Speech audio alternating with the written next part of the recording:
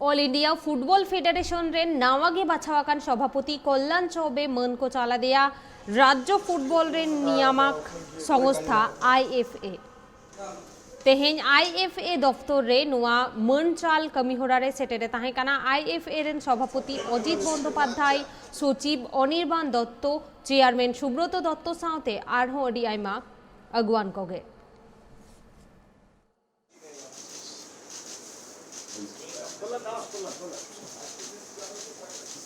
আপকে একে অপরের সাথে মিলিয়ে দিয়ে এবং একটা যদি স্ট্রাকচারাল ফুটবল তৈরি করার চেষ্টা করি জেলা ভিত্তিক, তাই বোধহয় জেলায় একটা ফুটবল আরো পরিকল্পিতভাবে হতে পারে। আমি জানি না এর বাধ্যবাধকতা কি আছে, সেটা আমার দৃঢ় বিশ্বাস মাননীয় সুব্রতদা দীর্ঘদিন আছেন, উনি এর একটা রাস্তা বার করবেন। প্রাথমিকভাবে আমি মনে করছিলাম যদি জেলার যে লিগে একটা অল ইন্ডিয়া ফুটবল ফেডারেশনের পক্ষ থেকে আমি আইএফএ কে কোনো একটা ভাবে সহযোগিতার একটা পথ বার করলাম এবং প্রাথমিক কাজ হবে আমাদের জেলা ভিত্তিক একটা লিগ করা। খেলোয়াড়রা তো কখনো আলিপুর, বালিগঞ্জ, পার্ক স্ট্রিটে জন্মান না, সে জন্মায় গ্রাম বাংলাতেই জন্মায় এবং গ্রাম বাংলাতে খেলেই এখানে আসে।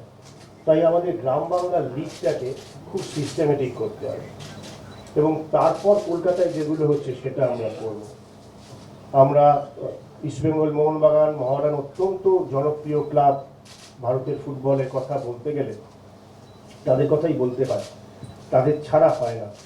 কিন্তু এটা মাথায় রাখতে হবে বাস্তবিক দৃষ্টিকোণ থেকে যে ইস্টবেঙ্গল, মোহনবাগান, মহারান তিনটেই যদি ক্লাব হয় তাহলে এরা আইএফএসিএল বা কলকাতা লিগ জিতবে কিভাবে? তাকে তো এরিয়ানকে হারাতে হবে, উহারিকে হারাতে হবে, কালীঘাটকে হারাতে হবে, অ্যাভিনিউকে হারাতে হবে, সাদানকে হারাতে হবে। তো যদি ওদেরকে আপনি ক্যাপাসিটি বিল্ডিং না করেন তাহলে ফুটবল একটা বৈষম্য থেকে যাবে। ইস্টবেঙ্গল 10 কোটি টাকার টিম করবে, 25 কোটি টাকার টিম করবে, আর উয়ারি 40 লক্ষ টাকার টিম করবে। তাহলে কম্পিটিশনটা তৈরি কোথায় হবে? বাংলার ফুটবলে ডেভেলপমেন্টটা কোথায় হবে? তাই আমাকে যদি একটা লিগ করতে হয়, সেই লিগটাতে যেন একটা বৈষম্য না থাকে, একটা ভারসাম্য থাকে, সেটাকে মাথায় রাখতে হবে। আমরা যখন জেলার খেলা করব, জেলার খেলা শুধু জেলার খেলা করে দিতে হবে, না হয় খাতায় কলমে।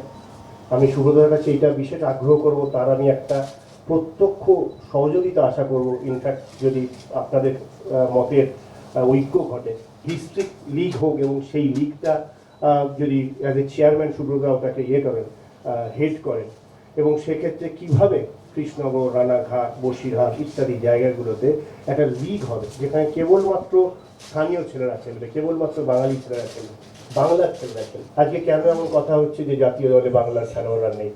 কেন এমন কথা হচ্ছে যে সন্তোষ ট্রফিতে বাংলা কেন ভালো করছে না? এটা কি শুধু আইএফএর দোষ? কেবল কি একটা ব্যক্তি বিশেষের দোষ?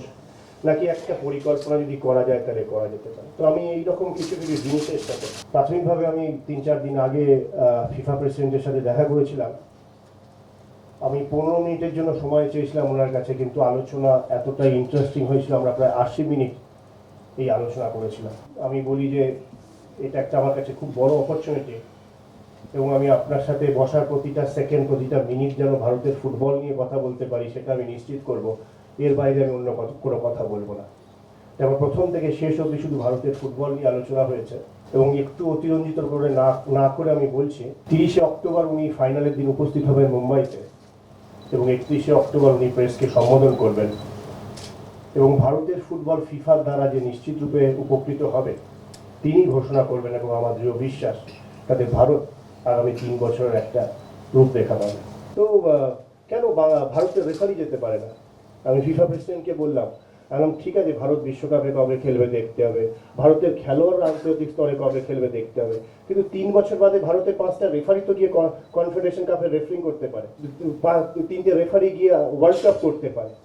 তো যতক্ষণ আমার ইন্টারন্যাশনাল স্ট্যান্ডার্ডের আমি যখন তৈরি করবো, একটা রেফারি তৈরি করতে কোনো অসুবিধা নেই। তো উনিও বলেন যে হ্যাঁ এটা ঠিক। আমি আমাদের ইটালিতে সেই জিয়ানুল কানা কি একজন রেফারি ছিল, তার মাথা মনে আছে আপনাদের, বললো আমি ওকে বলে দেবো, আমার খুব বন্ধু, ও ভারতের রেফারিং নিয়ে তোমাদেরকে গাইড